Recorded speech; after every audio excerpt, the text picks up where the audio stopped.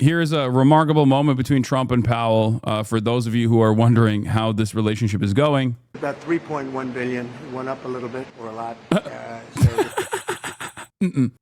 Nope. No, it didn't. Wait, hold on. We got to run it again. About 3.1 billion. It went up a little bit or a lot. So the 2.7 is now 3.1. I'm not aware of that. Yeah, it just came out. Yeah, I haven't heard that from anybody at the Fed. Yeah, it just came out. Our notes had it about 3.1 as well. 3.1. 3.2. This came from us? Yes. I don't know who does that. You're including the Martin renovation. You just added. Our entire capital. Yeah, you just added in a third building. Is what that is. That's a third building, Well, including no, the but Martin building. it's a building that's being built. No, it was built 5 years ago. We finished Martin 5 years ago. It's part of the overall work.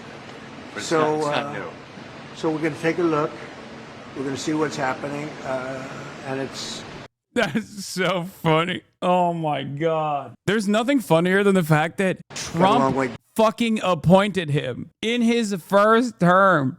Okay. And also, it is the one thing that would erode market confidence and would absolutely yield tremendous volatility. So he can't even fucking fire him.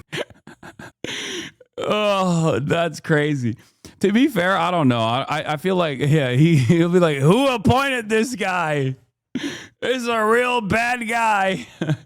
Who appointed this fucking asshole? Yeah, he's asking DOJ to investigate him for fraud because it's costing too much money to build these buildings so that he can have like some kind of just cause to fire him, I guess. What a asshole. Whoever appointed this guy must have been a real idiot. Do you expect any more additional cost overruns? Don't expect them. We're ready for them, but we have a little bit of a reserve that we may use, but no, we don't. We expect to be finished in 2027. We're well along, as you can see. Nice to take these off every once in a while when we're not under too much danger. What the fuck was that? Oh my God. What did he do? Nice to take these off every once in a while when we're. What is he doing? Wait, Trump says he's surprised Fed Chair Powell was appointed? What? I don't remember this. This is so stupid, dude. Fed chair. I was surprised he was appointed. I was surprised, frankly, that Biden put him in and extended him. It is my.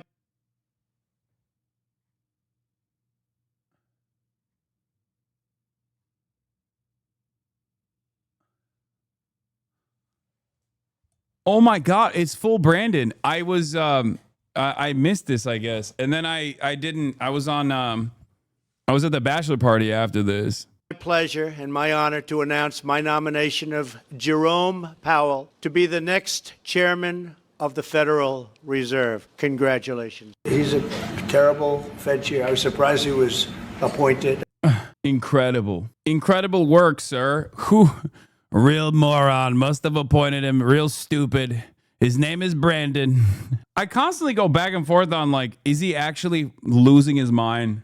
Or does he know that his base does not care when he just like says things that are completely false? And I'm leaning on the Brandonization side of things. Like I do think that there is a Brandonization going on currently on the issue of inflation, on the issue of like people's attitude towards the administration. Trump is nearing Brandonization levels on that front. He's almost at Brandon's lowest point, underwater by I believe 29 points. Or by 25 points. So he's definitely on the Brandon side. 6 months into his second term, President Donald Trump's job approval rating has dipped to 37%. This is the lowest rating of Trump's second term and just slightly higher than his all-time worst rating of 34% at the end of his first term.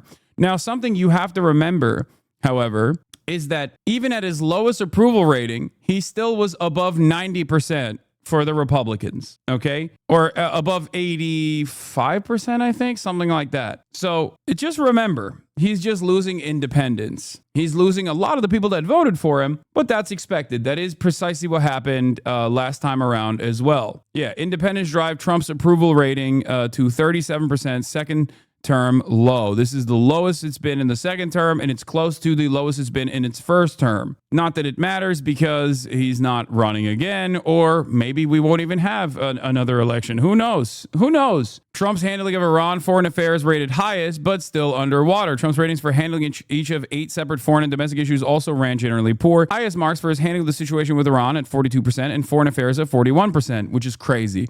Approval is slightly lower for his job on immigration, 38%. The economy, 37%. Situation in the Middle East between the Israelis and the Palestinians at 36%, foreign trade at 36%, Americans' ratings of Trump handling of the situation in Ukraine at 33%, and the federal budget 29% are even lower. Apart from the situation with Iran, which was not previously measured in Trump's second term, ratings on each of the issues are now lower than earlier this year. These include a 14-point drop in the federal budget and an 8-point decline for immigration and the situation in Ukraine. Incredible. Republicans broadly approve of Trump's job on each issue, with his handling on foreign affairs garnering the highest rating at 93%. Aside from the situation in Ukraine, which earns approval from 70% of Republicans, his ratings on other issues range from 81 to 88 within his party. Democrats' highest rating of Trump's handling of the 8 issues is 12% for the situation in Ukraine, and all the other issues are in single digits. Meanwhile, no more than 36% of independents approve of Trump's president's job performance on any of the issues.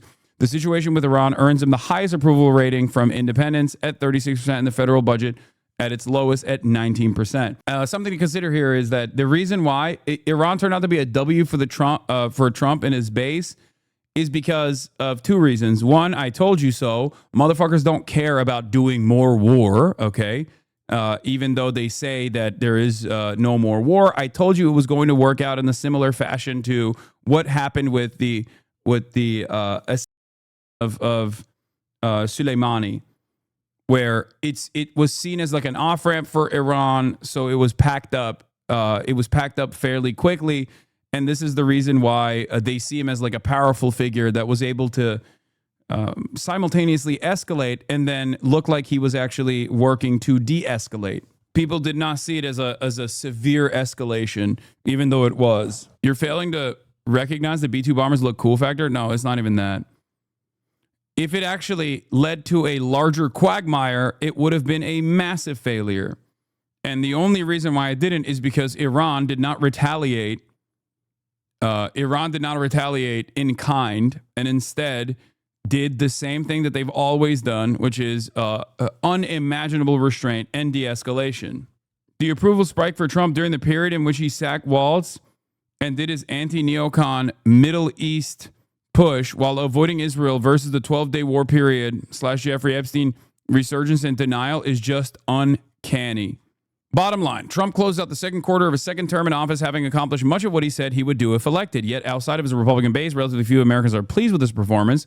His rating has fallen to the lowest point in his second term, essentially matching where he was at the same time in his first term, which is not much higher than his all-time worst rating. He also gets generally poor marks for his handling of key issues, including immigration and the economy, which were major focuses of his campaign. Because, as I told you, many people who voted for Trump, who fancy themselves to be independents, or many people who would go on the record in polls to say that they actually wanted to do mass deportations, does not actually like mass deportations when it's happening.